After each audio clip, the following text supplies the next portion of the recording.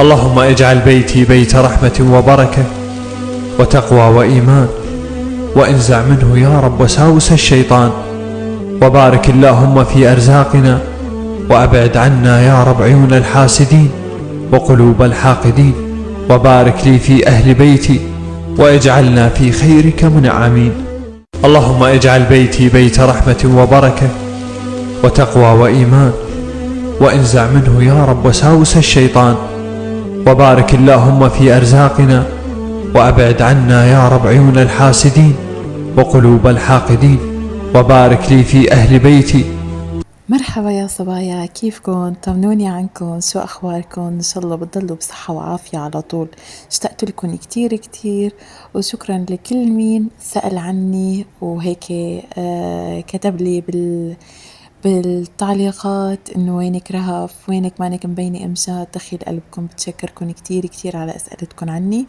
خليلي قلبكم وما يحرمني منكم. قبل ما بلش الفيديو خلينا نصلي على سيدنا محمد. اللهم صل وسلم وبارك على سيدنا محمد. ندعي لأهلنا بغزة وبفلسطين، بسوريا، بلبنان، أهلنا السوريين بتركيا، الله يكون معهم ويحميهم ويفرج هم كل مهموم وينصر كل مظلوم يا رب العالمين. دخيل قلبكم. صبايا، بتمنى يلي ما اشتركت بقناتي تشترك إذا حبيتوها، وإذا ما حبيتوها كمان اشتركوا فيها. خليلي قلبكم وكتروا لي اللايكات والتعليقات الحلوة، وإن شاء الله ربي بيفرح قلبكم مثل ما عم بتفرحوا قلبي بهالتعليقات الحلوة واللايكات. دخيل قلبكم. هلأ هون أول ما فقت الصبحيات هيك بلشت بالطبطبة بالمسح، نشرت الغسيل، شطفت البرندة، شطفت البيت، وخلصت كل شي. وهي عم صور لكم البيت من جوا ومن برا على البرندة، وهي الإطلالة عندي محل ما بصور لكم.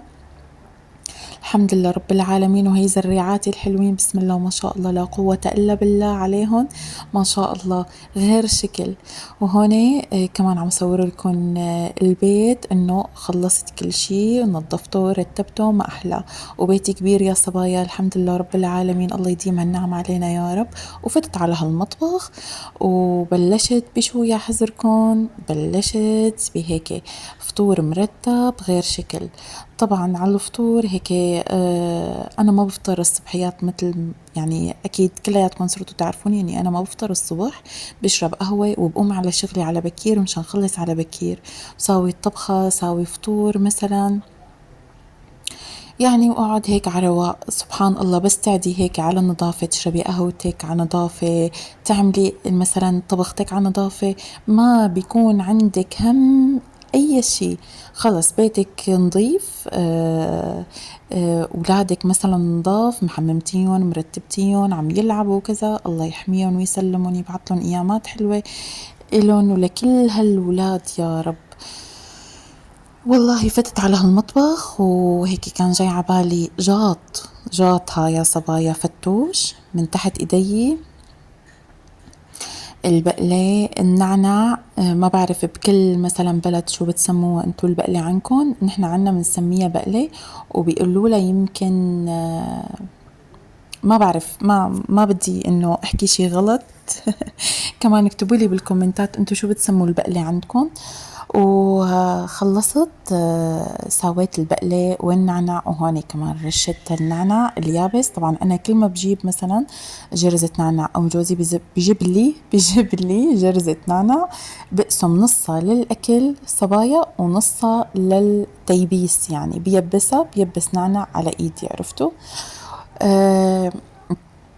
وهون كمان غير شكل الصحن الخضرة، اي والله بقى صحن الخضرة يعني غير شكل. حطيت بصل، انا روح قلبي البصل صبايا، خصوصا بصل الاخضر.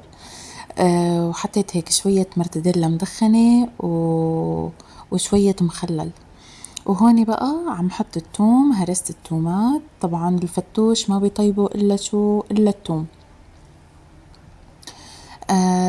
سويت فتوش مو سلطة. أحيانا كمان بحط للسلطة مثلا إذا كانت سلطة خس بحط لها توم، ما بحط لها بصل، ماما بتحبها مثلا بتوم.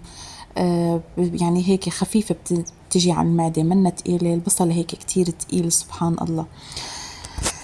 وهي عصرة الليمون، ما شاء الله الليمونات غير شكل. الحمد لله رب العالمين، الله يديم هالنعم علينا يا رب ويحفظها من الزوال.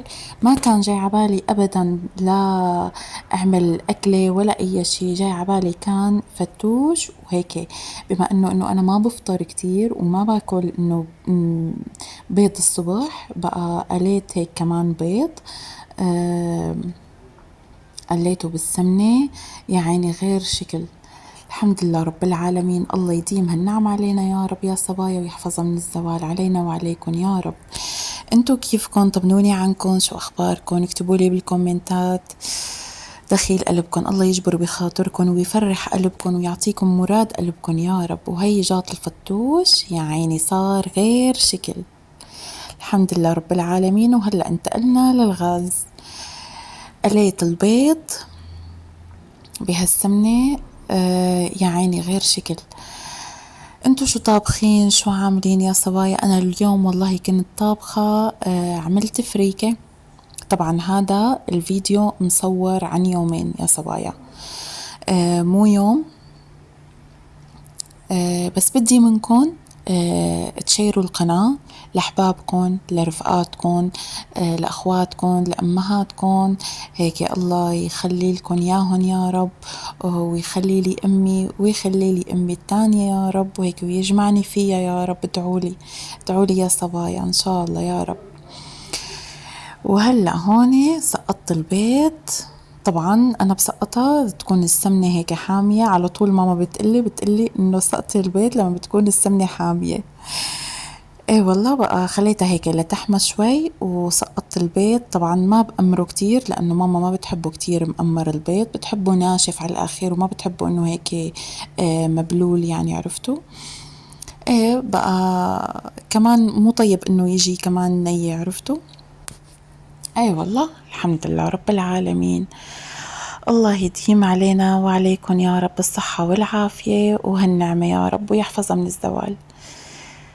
بقى هيك قلت لحالي لصور لكم اياها الفيديو، وهيك يعني بس هيك اجبروا خاطري باللايكات، كتروا لي اللايكات لانه اللايكات بتنفعني يا صبايا عن جد، يعني هيك بيرتفع الفيديو، عرفتوا.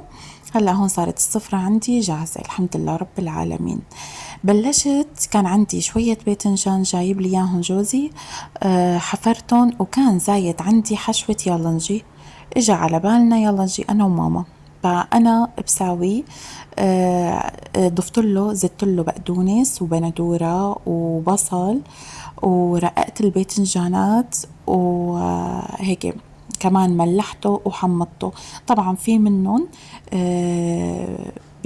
يعني ببلاد أخرى بيحطوا لهم بن ودبس رمان. ما بعرف إذا أنا غلطانة ولا لا، كمان اكتبوا لي صححوا لي بالكومنتات، بس أنا بعرف يمكن بيحطوا له بن وبيحطوا له دبس رمان وهيك. أحيانا كمان بيعملوها فتة يالنجي.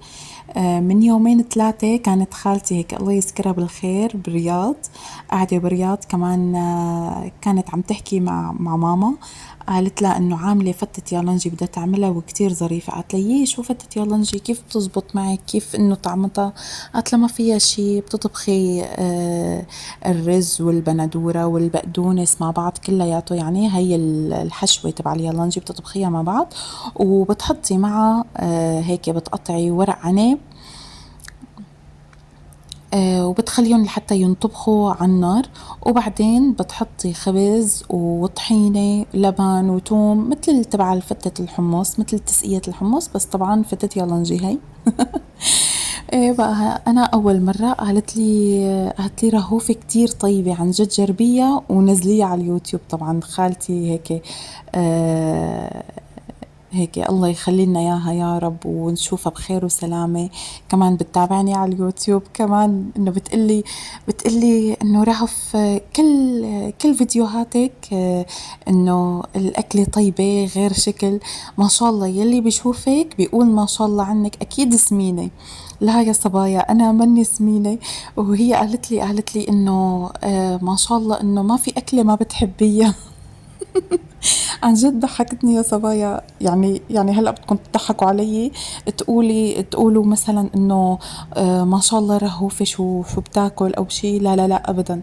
يعني انا وزني 60، ما بطلع ما بنزل عن 60 أبدا. بس لما كنت حبلة وصلت يمكن 70 أو 80، 85. بعدين نزلت على رياضة وعلى دكر اللبان يا صبايا. عن جد ما في منه دكر اللبان، وخففت أكل. الحمد لله رب العالمين. بطن ما عندي الحمد لله الحمد لله. بس إنه لا يخلى الأمر من إنه لما بتاكلي بينتفخ بطنك. الحمد لله رب العالمين. الله يديمها النعم علينا يا رب ويحفظ من الزوال. هون صار اليالنجي عندي جاهز، وإن شاء الله فيها العافية على قلوبنا وقلوبكم يا رب. صبايا وصلت معكم لآخر الفيديو. بتمنى تشتركوا بقناة وتفعلوا زر الجرس، ولا تنسوني من دعوة حلوة خلي لي قلبكم تزورون فيديوهات جديدة ولايفات جديدة معي أنا أمجاد الشامية. سلام يا حبايب قلبي، بحبكم كتير كتير. ادعوا لي بدعوة حلوة.